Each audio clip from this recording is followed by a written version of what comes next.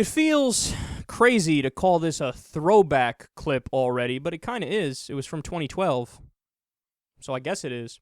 So here we have President Obama kicking Mitt Romney's ass in the presidential debates. Our Navy is smaller now than any time since 1917. The Navy said they needed 313 ships to carry out their mission. We're now down to 285.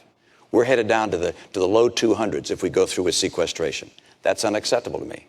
The budget that we're talking about is not reducing our military spending, it's maintaining it. But I think Governor Romney maybe hasn't spent enough time looking at how our military works. You mentioned the Navy, for example, and that we have fewer ships than we did in 1916. Well, Governor, we also have fewer horses and bayonets because the nature of our military has changed. We have these things called aircraft carriers where planes land on them. That the president, the day after that happened, flies to Las Vegas for a political fundraiser. The day after the attack, Governor, I stood in the Rose Garden and I told the American people and the world that we were going to find out exactly what happened. Yesterday, 4 of these extraordinary Americans were killed in an attack on our diplomatic post in Benghazi. The United States condemns in the strongest terms this outrageous and shocking attack. That this was an act of terror. And I also said that we're going to hunt down those who committed this crime. No acts of terror will ever shake the resolve of this great nation. Make no mistake, justice will be done. It's interesting, the president just said something which is that on the day after the attack, he went to the Rose Garden and said that this was an act of terror. That's what I said. You said in the Rose Garden, the day after the attack, it was an act of terror. No acts of terror will ever shake the resolve of this great nation. I want to make sure we get that for the record, because it took the president 14 days before he called the attack in Benghazi an act of terror. Get the transcript. He did, in fact, sir. So let me call it an act of terror. Can you say that a little louder, Candy? He did call it an act of terror. Fail. Oh, that was a thing of beauty to watch, man. I think my favorite, though, was the horses and bayonets line. It's like, the Navy. You're talking about the Navy. The Navy, the Navy, the Navy, the Navy. Who's sending Navy ships here right now? Who's sending Navy ships here? What is Turkey sending some ships here to fight us and we need the Navy? Now, do you not understand how the military works, Dippity? It's called, yeah, we don't have as many ships. We also don't have as many horses and bayonets. The military is evolving, Slappy. We also have drones now. We didn't have drones back then. I see you didn't mention that. And they left out, in the second clip there, they didn't play the best part. The best part was when Mitt Romney thinks he pinned him. Like, he hit him with the checkmate. Like, oh, yeah?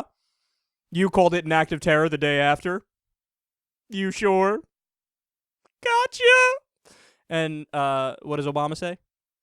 Proceed, Governor.